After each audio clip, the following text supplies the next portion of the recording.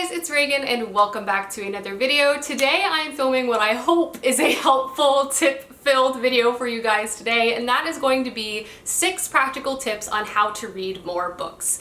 I would say this is my most asked question, both in my YouTube channel world, but also in my life. Coworkers, friends, families, when they find out I'm a reader, their first question usually is, how do you read so much and how can I read more books myself? I thought I would consolidate the personal tips I use to read more books in my life into one video, and hopefully this will be helpful for any reader out there. If you're just trying to read maybe 5 books a year or even 50 or 60 books a year, I feel like these are honestly kind of no-brainers and easy to kind of instill and implement into your routine. And for me personally, has helped myself read a lot more books. So without further ado, let's dive into the tips and tricks. Being honest, I don't really feel like any of these tricks should blow your mind. None of them are rocket science. In fact, quite a few of them should hopefully seem pretty obvious. That being said though, I feel like sometimes the obvious is really what you gotta do to try to kind of build up a habit and a practice. And I would say that's definitely true for the first tip, and that is to simply schedule it in. Again, this might seem incredibly obvious, but I feel like a lot of us can relate to the fact that we're busy. We're either in school, you're working full time, there's a lot going on. And I feel like with pretty much any practice in my life, if I don't mindfully schedule it into my daily planner, I often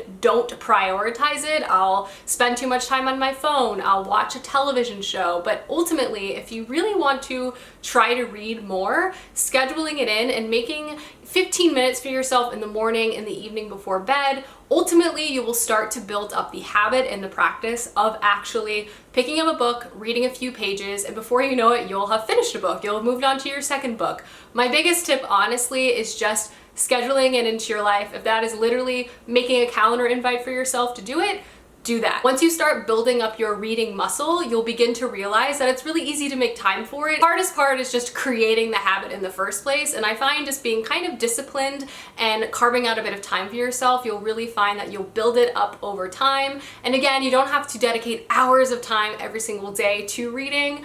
I personally love to make sure I have 30 minutes before I go to bed to read. I put my phone in the other room, I pick up my book, and I read before bed. This is a really peaceful way to kind of wind down from the day, and it always ensures that I get at least 30 or 40 pages read before I go to sleep. But again, you can schedule it at any point. I always say kind of have a book on you at all times, on your phone, in your bag, because you never know when you'll kind of randomly have 15 minutes to yourself, and you can use that time to read. Next big tip is audiobooks, and this is one I personally have recently converted to. I started really listening to audiobooks last year, and let me tell you, they're an absolute game changer. Once you kind of find your sweet spot within the audiobook genre, I swear you'll fall in love with them. I personally love listening to nonfiction and memoirs, but there are incredible audiobooks that run the gamut across every genre out there. There's incredible full casts. So many of the narrators and audiobook readers are just so good. It's such a gripping and immersive reading experience, and it's a lot of fun. And obviously, by nature of it being audio,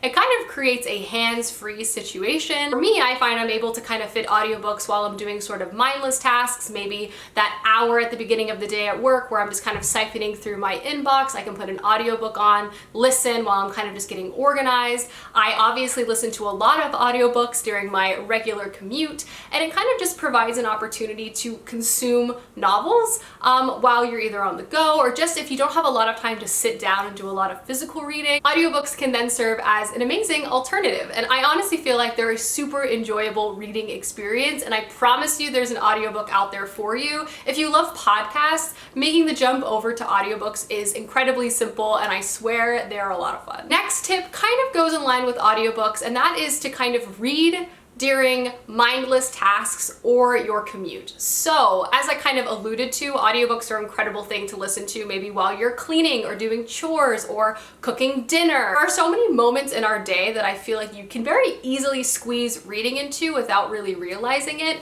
Again, by throwing an audiobook on, maybe when you'd listen to a podcast or listen to music at work or at home. But I would also say a really key time to get a lot of reading in is during a commute. Obviously, I realize a lot of us are not doing a traditional commute right now, but I would say obviously before 2020, I got a significant amount of reading done on the train via audiobooks, but also via ebook. My commute honestly turned into a really nice quiet time for myself to consume my favorite books and kind of be left alone and kind of drown out the world around me while I was on the subway. But obviously now that I'm working from home, I still like to kind of carve out that commute time to myself to still continue to read. It's a wonderful way to kind of start my day, kind of jumpstart my day while still kind of giving myself the space and the peace to still read and consume books. So I would say honestly, look at your day and figure out what tasks that you're consistently doing that you could easily overlap reading in, either traditionally or via audiobook. I swear to you, once you kind of realize where you can make these small swaps, you'll actually begin to read quite a bit more, and it's also just, again, a lot of fun. My next tip is probably what I feel like is a huge boundary for people, especially if they're trying to get back into reading, and that is stop reading that book that you're not enjoying. I feel like we put so much pressure on ourselves that if we start a book, we have to finish it. And I also feel like one of the biggest things I hear from people who don't read very often is, well, I started a book, I feel like I've been reading it for a year, it's kind of painful to get through.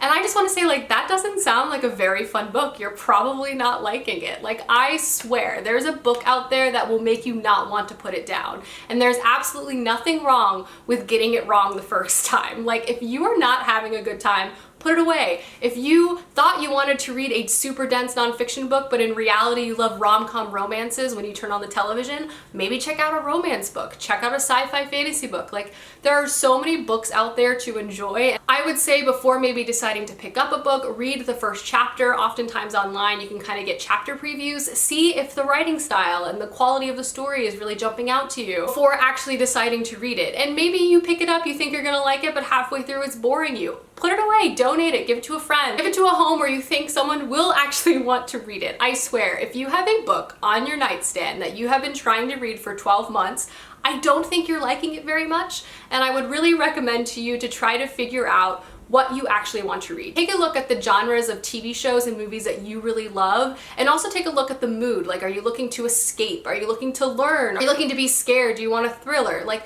take a look at your own mood and also what you like to consume, and try to find a book that kind of fits that vibe. And don't be afraid to put that book down if you're not having a good time. Reading is supposed to be enjoyable. It is not a task. It is not a chore. You're allowed to have a good time. My next tip is to set small goals.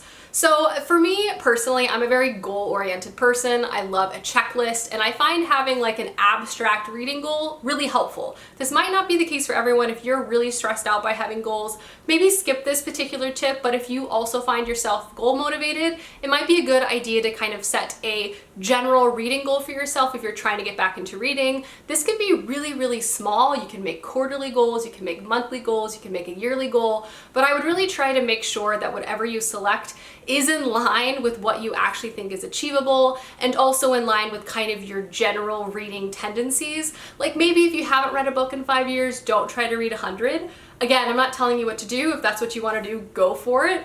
I applaud you, but I think setting small achievable goals to kind of ramp yourself up, to get yourself excited and back into an activity is really, really helpful. Also a fun way to mark your progress as well as you kind of work to achieve that goal through the end of the year. And then my last tip to hopefully help you read more books is to read with a friend. This could be joining a book club, or it could simply be as simple as texting your friend and asking if they want to buddy read a book with you. Both of you can find a book that you're both interested in, and there you have a shared connection, you have shared motivation, you have shared accountability on actually reading and discussing this book. It's a super fun way to, one, engage with a close friend or relative or whomever in your life with a similar topic where you can both kind of enjoy, kind of excuse to stay connected and chat. But it's also a great motivator because if your friend texts you, hey, did you read through chapter 12 yet? And you haven't even started? Look, now you have some motivation to go pick up that book. Nothing quite like a little bit of social shaming to get you motivated. You know what I mean? But personally, I love buddy reading. I think it's a great motivator for me to actually read